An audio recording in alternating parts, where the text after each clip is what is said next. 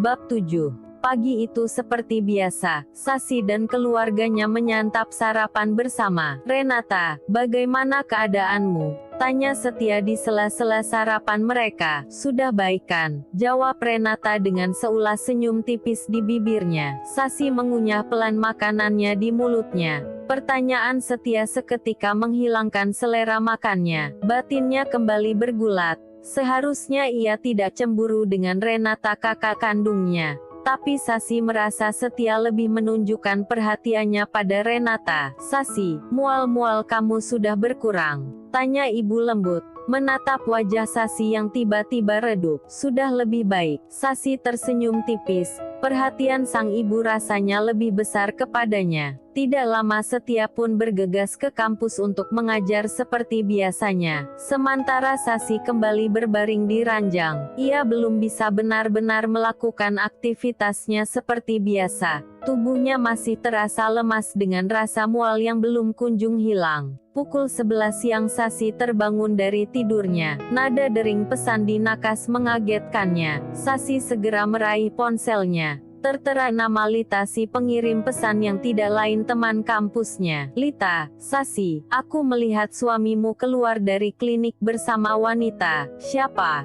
tanya Lita dalam pesannya. Pesan dari Lita sontak saja membuat mata Sasi yang masih mengantuk spontan melebar. Sasi melirik jam dinding, seharusnya Setia masih di kampus saat ini. "Sasi, mungkin kamu salah lihat." "Lita, tidak Sasi, aku melihatnya dengan jelas." Sasi meletakkan kembali ponselnya di Nakas. Tidak ingin mengambil pusing, ia lebih memilih tidak membalas pesan Lita. Merasa haus, Sasi melangkah keluar kamar. Ia melewati kamar Renata. Pintunya terbuka namun tidak ada Renata di dalam. "Bu, Kak Rena kemana?" tanya Sasi, menghampiri ibu yang tengah di dapur. Ia mengambil segelas air putih dan menengguknya hingga tandas. "Rena sedang keluar, katanya mau pergi menemui temannya." "Teman?" Asam lambungnya sudah sembuh. "Sepertinya sudah." Sasi merasa lega. Keadaan Renata sudah membaik. Sore itu Setia pulang. Hari itu Sasi bangun lebih pagi dari biasanya. Ia ingin membuatkan bekal untuk Setia. Sasi meletakkan makanan kesukaan suaminya itu di dalam kotak makan. Lalu ia masuk kembali ke dalam kamar.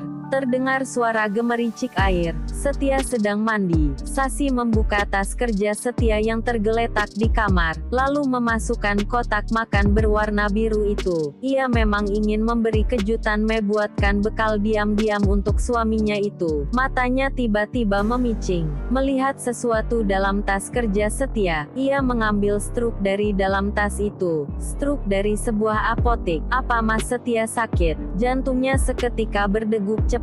Mengingat pesan dari Lita kemarin, mengatakan jika Setia keluar dari klinik bersama seorang wanita. Sasi gelisah, mulai berpikir mungkin pesan dari Lita itu benar adanya. Ia meraih ponselnya, mencoba mencari tahu obat jenis apa yang dibeli Setia. "Obat asam lambung." Sasi tergelak setelah mendapat informasi tentang obat tersebut dari ponsel pintarnya. Pikiran Sasi semakin berkecamuk tak karuan. Setia keluar dari kamar mandi. "Kamu sedang apa?" tegurnya melihat Sasi yang berdiri di membelakanginya. Sasi membalikkan tubuhnya. "Aku buatkan bekal untukmu." "Ini apa Mas?" Menyodorkan struk obat pada Setia. "Kamu sakit?" Menatap Setia penuh tanda tanya. Setahunya Setia tidak pernah mempunyai riwayat sakit asam lambung. "Ya, kemarin, aku sakit dan membeli obat itu," jawab Setia dengan nada santai. "Sejak kapan Mas?" "Sasi, apa penyakit itu harus terencana?" Setia menatap heran. "Apa obat itu untuk Kak Rena?" Pertanyaan itu gitu saja terlontar dari mulut Sasi. Rasanya tidak percaya jika Setia sakit dan berpikir jika Renata lah yang keluar dari klinik bersama dengan Setia. Ya, kecemburuan Sasi selalu mengarah pada kakaknya saat ini. "Apa kau pikir yang mempunyai sakit asam lambung di dunia ini hanya Rena?" "Gitu," sentak Setia, menatap Sasi penuh amarah. "Tapi Mas, cukup Sasi, berhentilah menuduhku." Suara keras Setia memenuhi isi kamar, membuat jantung Sasi semakin berdegup kencang. "Takut? Kaget dan kecewa semua menjadi satu, serta melangkah pergi dari dalam kamar, membanting pintu dengan kencang. Sasi terduduk lesu di tepi ranjang, kembali menangis terisak. Saat ini rasanya ia sudah lupa cara untuk tersenyum. Setia tidak lagi berusaha membuatnya tersenyum. "Sasi," panggil ibu. Seraya membuka pintu, Sasi buru-buru menghapus air matanya. Ibu berjalan menghampiri Sasi, duduk di sebelahnya. "Kamu tidak apa-apa?" tanyanya, menatap khawatir, mendengar pertengkaran Sasi dan Setia dari dalam kamar. "Aku tidak apa-apa." Sasi berusaha tersenyum, memilih tidak menceritakan apapun. Ibu pun mungkin akan marah jika ia bercerita jika akhir-akhir ini ia sering cemburu pada Renata. Hanya sedikit salah paham, bukankah itu wajar dalam rumah tangga? Sambung Sasi. "Itu wajar. Kamu harus sabar dan saling percaya, nak," ujar ibu memeluk hangat Sasi. Air matanya kembali berderai. Tidak tahu cara mengatasi kegundahan hatinya saat ini. Beberapa hari kemudian, "Bu, Kak Renata mana? Sedang pergi bersama temannya lagi?" tanya Sasi yang jarang melihat Renata akhir-akhir ini di rumah. "Dia sudah pergi sejak pagi." "Renata sudah bekerja." Bekerja di mana?" Ibu juga tidak tahu. Rena belum bercerita banyak. Sasi termenung, merasa heran dengan sikap Renata sekarang ini. Rena yang dulu sangat dekat dengannya, saat di rumah kini seolah berubah menjadi pribadi yang tertutup. Ia bahkan tidak menceritakan perihal dirinya yang telah bekerja. Sasi menyandarkan punggungnya di sofa. Ia semakin merasa bosan saja di rumah. Rena pastilah sekarang semakin sibuk dan akan jarang berada di rumah. "Rasanya aku ingin kuliah kembali." Sore itu Setia pulang. Setelah menyantap makan malam, ia kembali masuk ke kamarnya. "Mas," panggil Sasi yang mengekor di belakangnya ikut masuk ke dalam kamar. "Ada apa?" tanya Setia seraya menoleh. "Mas, aku ingin kuliah lagi," ujar Sasi memberanikan diri. "Kuliah?" Setia mengangkat sebelah alisnya. Tidak boleh," tolak Setia mentah-mentah. "Tapi Mas," Sasi mencekal lengan Setia yang hendak beranjak pergi. "Aku benar-benar merasa bosan di rumah," rengek Sasi. Tetap berusaha mendapat izin dari suaminya itu. Meskipun sampai detik ini Setia tidak pernah memberikan alasan yang jelas, tetap melarang Sasi melanjutkan kuliahnya. "Mas, aku mohon." Sasi mengiba. "Terserahlah," jawab Setia kemudian.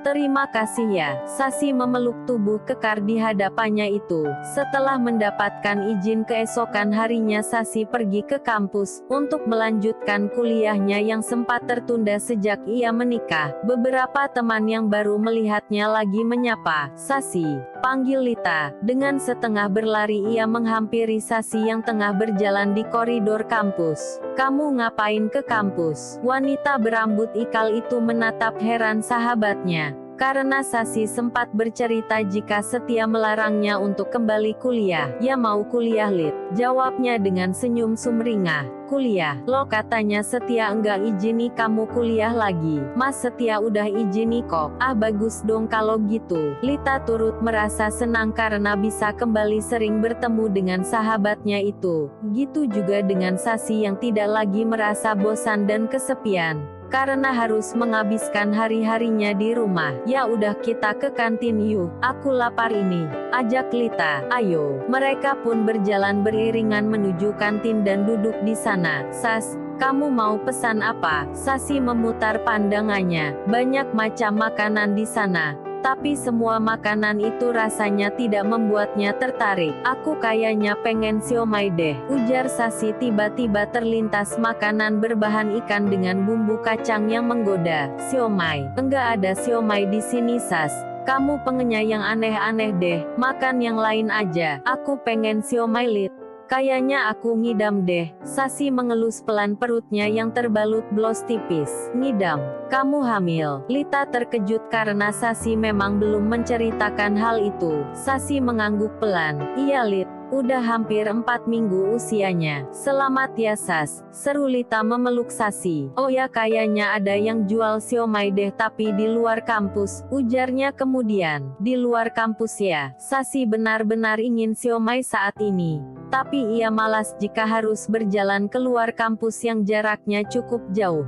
Gimana kamu telepon Setia saja? Pinta Setia saja yang belikan, usul Lita. Oh iya ya, Sasi segera mengeluarkan ponselnya dari dalam tas, menulis pesan pada Setia. Sedangkan Lita sibuk memesan bakso dan segelas es teh manis di kantin. Gimana, Setia mau beliin? Tanya Lita yang kali ini sibuk menyantap semangkuk bakso di hadapannya. Belum dibalas, Sasi mencoba mengirim pesan pada Setia berulang kali, meminta agar suaminya itu membelikan siomay yang berada di luar kampus. Aku sedang sibuk. Kenapa kamu sangat mengganggu? Tulis Setia dalam pesannya. Membaca hal itu tentu saja membuat Sasi sedih. Mungkin ia salah karena telah mengganggu Setia, tapi tidak bisakah Setia menuliskan pesan dengan bahasa yang lebih halus? Enggak dibalas Sas. Coba kamu telepon saja, usul Lita kembali, melihat Sasi yang hanya memandangi layar ponselnya. Nanti saja aku beli siomaynya, jawab Sasi dengan suara yang terdengar bergetar. Kepala Sasi tiba-tiba kembali terasa pusing. Pandangannya mulai buram. Sas, kamu enggak apa-apa? Lita menatap khawatir Sasi yang terus memijat pelan pelipisnya. Detik berikutnya pandangan Sasi benar-benar gelap. Hanya samar terdengar suara Lita yang memanggilnya berulang kali.